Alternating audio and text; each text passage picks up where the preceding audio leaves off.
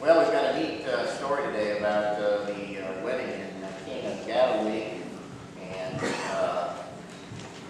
Jeremy and Ashley Jewell are here with us today. Probably the newest newlyweds maybe among us. So we had a wedding, what was that, 2 months ago now? Something like that. So, all right, they're here today. Any other year newlyweds here within the last year? No? All right. Well, today, we learn a lot. At weddings. They help us to tell the story. And today we've got this story from Jesus' life where he does something pretty typical. He attends a wedding reception. And as many of you know, as one of our children said, people cried at the wedding. It's an emotional time. And no matter how much you rehearse, people are always nervous, a little anxious that something might go wrong. And so, where would YouTube be if it wasn't for things that happen at weddings or at wedding receptions? What was that, Funniest Home Videos? Where would the movie industry be? Think about how many movies have been made and the setting of the theme of the wedding. Because it's a new start on life.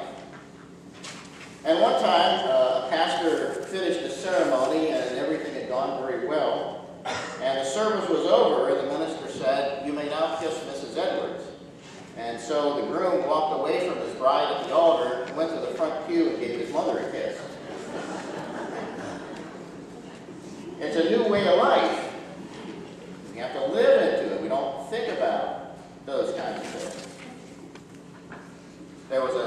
Everything was going as planned, and the couple walked down the aisle, and the ring bearer came with the pillow. And as he got partway down the aisle, he lifted it over his head, and he said, "Hey, they forgot the rings." Then there was a time that a third-grade teacher invited her class to attend her wedding. And the music started, and the attendants took their place, and they went down the aisle.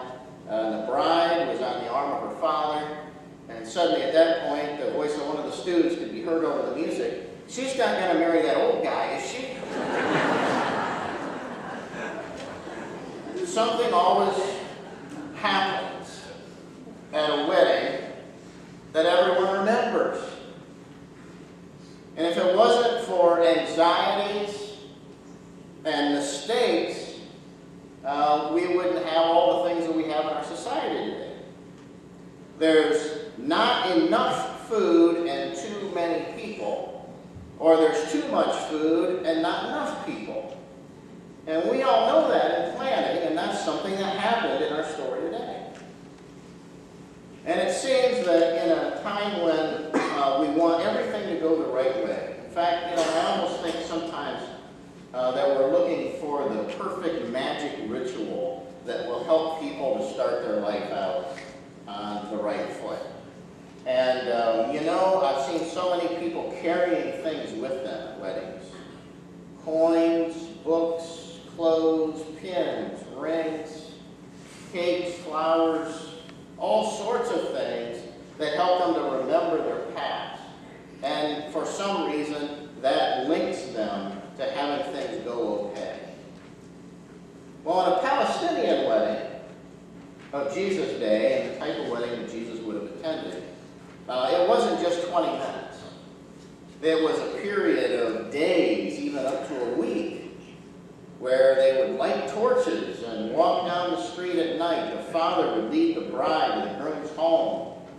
They would have a party for a long period of time, so it's not that hard to understand how they would have run out of food and wine. And there was some embarrassment. Now this story probably happened, or is probably in the Gospel of John. It's only in the Gospel of John. Nobody else records it. So there are some people who think that it's a symbolic story. And there's a lot of symbolism in this story. First of all, the prophets Joel and Amos were the ones who prophesied that when the Messiah comes, the wine will roll from the mountains. And so this is another way that the gospel writer points to Jesus. Jesus is who he says he is. This is the first miracle, it says today in our passage, in the Gospel of John, in Jesus' ministry. And there are 7 miracles that are called signs. It's a sign of who Jesus is. It's a symbol of joy. It's a symbol about what his ministry is going to be about.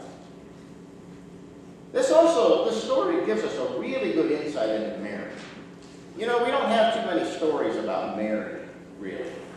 And throughout the history of the church, she's kind of fallen in and out of favor, in and out of prominence in the life of the church, raised up as a model. But I think that this passage really sheds some light on her character and the kind of person that she was. You know, she was concerned because these people were going to be embarrassed, and she acted on it. There's a great phrase in that song, "They'll know we're Christians by our love. We'll guard each one's dignity and save each one's pride." Remember that line? That's kind of what Mary's doing here. And so the first sign of God's work in the world is that someone cares. And Mary, out of everyone else at that party, she cared that someone was being embarrassed. She was a source of strength and encouragement for someone who didn't even know it. You know, this last week, some of us have been watching stuff about Lance Armstrong, and we kind of wonder, how our society likes these kinds of fallen hero stories. Baseball Hall of Fame voted to see who would be inducted this year, and no one got enough votes to be inducted. Largely because we had a whole series of excellent players who, in some way or another, had been mixed up in the juicing controversy with steroids. And we live in a society where the bystanders, instead of trying to find out a way to make a difference and to help, are the ones who are holding the camera. And you kind of wonder when you watch YouTube, when someone has a serious problem, why the person is still filming it instead of helping the person who's having the problem. But that's the old way that we live in. That's the world. A world that likes to hear about scandal, eager to hear about someone who made a mistake or who planned poorly, and eager to see that that person suffers some bad consequences because of it. But Mary doesn't think that way. Jesus covers for them when she says they have no wine. Not only does Mary care about what's happening, she's not holding the camera. She's doing something to help the situation. She demands action. And Mary also kind of must know, right, that Jesus has power. Jesus has some kind of power, or why else would she ask that question? And so here's Mary, who calls Jesus to do a good thing for someone else. That's what mothers do, isn't it? They sign you up for things that you don't want to belong to, and things you don't want to do. The actual Greek of this passage is, when Mary says they have no wine, Jesus says, "Woman, what is that to us?" in the literal Greek. Now, there's been all sorts of ways to kind of protect Jesus and kind of tone that down. But, when I was growing up, if I addressed my mother, "woman," that would have been a problem. She would never have forgotten it. And I would never have forgotten it. What is that to us? How often do we say that when someone has a problem? "Oh, what is that to us? What is that to you and me?" It says, "It's not my time." And it's easy for us to say that or to do that. It's the way the world is. His mother completely ignores this, right? She says he's going to do it. So she tells the servants what they have to do, and that's fill up these big jars of wine. And I want you to notice that Jesus' ministry didn't even happen on his own time. It happened because he encountered a need in someone else, a need in the world. You know, so often we say, well, as a church, we got to be ready. We got to be perfect. We got to have things just right before we can do that. We're not ready. But the time that God calls you into ministry is a time when sometimes you don't feel ready. That you see something and there's a human need and you know you have to respond to it. And that's the life of the church.